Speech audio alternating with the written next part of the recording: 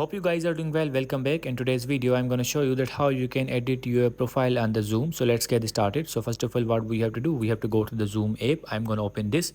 And after opening the Zoom app, we have to click on these three dot options. And after clicking on these three dot option, you will be able to see your profile here. Now, simply what we have to do, we have to click on this profile.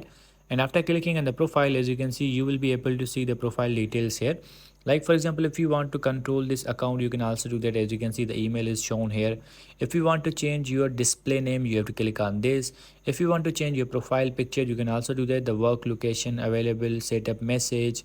If you want to change this, you can also do that. Status message and the copy my direct chat link. You can also share this link as well. Department, job title, location, every option is provided here. You just have to add these details, or you can also edit them.